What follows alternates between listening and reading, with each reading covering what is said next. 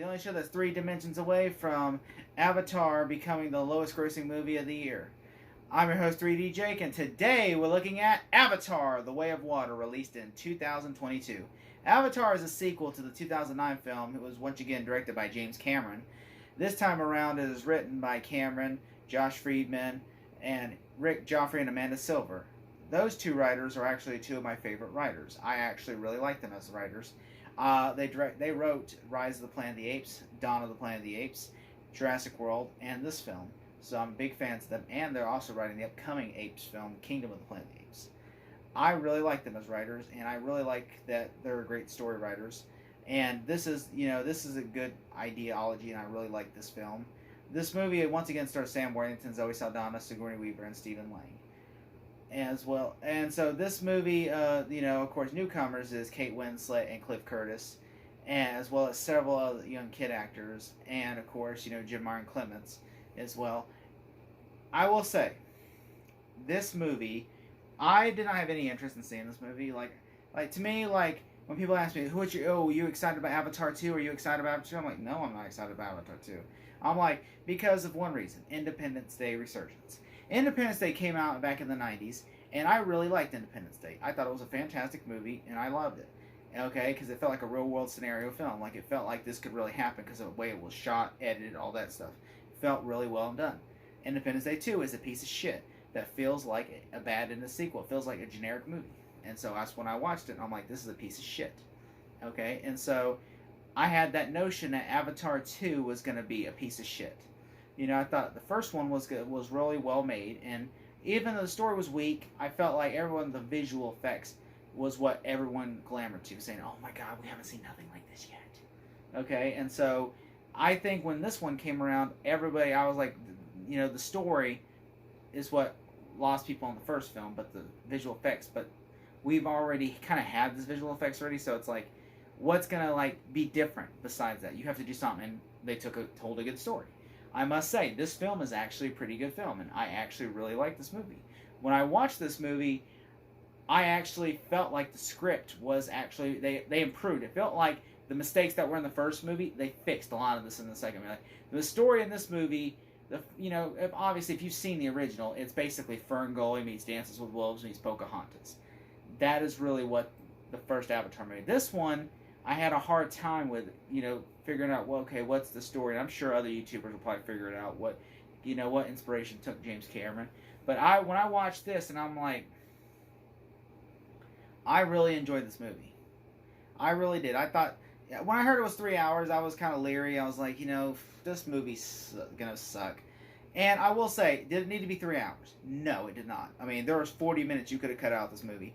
There is a whole sequence with an alien whale that, spoilers, felt unnecessarily. Like, if you see the scene I'm talking about, it's with a whale that was being caught. And I will say that right there I had an issue with, because I'm like, we did not really need this. I mean, because it only pays off to where one scene where at the end where the whale saves them. But, we really didn't need that scene. I'm like, I just thought that was one thing we didn't need. I felt like that one problem we did not need. And other than that, I didn't really have a problem with this movie. I do feel like I did like, though, my one thing I liked was the military versus the Na'vi type situation like we got in the first film. I really liked that. I liked that. It was great visual storytelling. And I like when you see them come back, that to me got me goosebumps. Like, yeah. And I really like this movie. I saw it this past week, and I'm like, this is a fantastic movie. I really thought this was a well-enjoyable movie. And I really like the fact that the human conflict with the Na'vi was really great. And I like that there's a different tribe of Na'vi in the water. I thought that was great. Like they're more light blue, and that, they're more adapted to the ocean and everything. And I kind of like that aspect of this movie. I thought that was a great aspect of the movie that I thought was unique and really worked well. I really think that, Stephen Lang, who plays the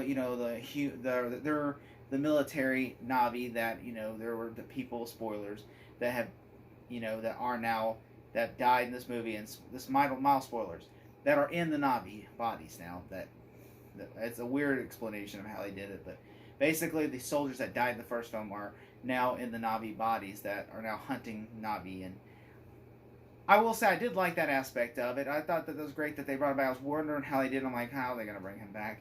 But I thought how they did it was pretty neat. I do like that, the humans are still out there, and there's different things of what humans do. Like we never saw the ocean side of this thing, and I really like them being in the ocean place. I did not really like when they were in the jungle in the first movie, but this one I felt like the first one was more of a eco message, while this is more of like an ocean message, where it's like, okay, we need to stop, cutting down trees and burning down forests. While this one is we need to stop poaching animal wells, and we need to keep our ocean clean, stuff like that. I like that aspect of it. And I will say that, there was lots of great action in the film, and, it's really great. I mean, like, to me, I felt like, this movie, like, Jake Sully in the first film, I thought he was an okay character. I didn't care for him.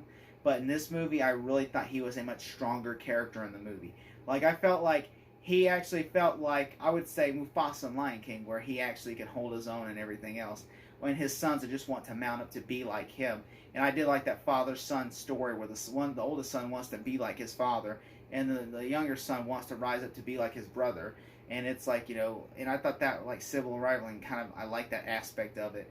And I like that, the younger son gets bullied by the other Navi, and he just wants to be like his dad. And there's some fun moments where he gets into a fight with another Navi by the ocean, and he's like, "I'm sorry, I beat you, hit you multiple times," and I thought that was fun. That made me laugh. And I did like, that, the other Navi, like, they're in the water, and there's a cool fight sequence later on in the movie. And he has several daughters, and Sigourney Weaver, by the way, plays a fantastic character. She plays Jake Sully's teenage daughter, and it's fantastic. She's great in this movie. You'll get to love her. I thought she was one of my favorite characters in the movie because she's just such a fun character, and I thought I was gonna hate her, but then when I just listen to her talk and everything, it's just fun. And I really thought, like, there's a human character that loves Navi people called Spider. I felt like he kind of was flippy floppy. Like, parts of it I liked, but then parts of it I didn't like, and it just felt like you could never get a read on him, like who he really is for, because he kind of feels like really obnoxious sometimes. Like, some part of it, like, I just did not understand this character. Like I wanted to like him, and I was rooting for him the whole movie, and then at the end of the movie is when I stopped rooting for him, and then it just kind of became generic. I'm like, why didn't he just do this instead of this? Like, he's supposed to, why didn't he go with this character and instead of go to the Navi? And that to me made no freaking sense whatsoever. I'm like, that is where I'm like, is he flippy floppy? Like, it just kind of made me reevaluate his character almost, because at first I was like, oh, he's a good character that, he wants to do right and everything else. And so it could have, I feel like a little rewrite on his character could have made his character great. Like, he's a human being that's for the Navi, but then he changes his alliances at the end to where, because, like, there are Navi who do not like him because he's a human being. He's like, you're the enemy in a way. And I just think that, could have been touched upon a little bit more, and I thought that could have been tweaked and it would have made him perfect. I do think the whole cast is great. Zoe Saldana is once again fantastic, although she gets less to do in this movie. I feel like the focus is more on Jake and the kids, mostly on the kids. The focus is 90% on the kids. Then it's on Jake, and then it's on the military. And so I feel like she's sidelined for the most of the movie as Zoe Saldana. But I do feel like, and like his buddies are sidelined as well. I will say, like, if I had to point out what storylines mostly is, like, A storyline's mostly the kids, B's the military, and C's Jake, and and then Jake, and then, like, D, I would say, is, like, everybody else. Like, I would say, like, those are the big storyline beats I got from it, and I'm like, I did like this movie a lot. Is it my favorite movie of the year? No. But I do think this is a fantastic movie, and I would absolutely watch it again when it comes out on either Disney Plus or on 4K. I do like this movie, and I cannot wait to see what they do with Avatar 3. I think it's well written. I can't wait to see. When I heard that they're making Avatar 3, 4, and 5, at first I'm like, oh my god, no one wants to watch that. And then when I watch Avatar 2, I really want to watch Avatar 3 now. And I know, and the good news is we don't have to wait long because it's supposed to come out in 2024. So, good news, we have to see it in 2 years because they shot 80% of the movie. All they got to do is shoot 20% left. And so I'm excited. So, in 2024, I get to see Jake Sully again. So, That's great. If I had to give this movie a grade, I would give it a solid A-. Thank you so much. I need you to be strong.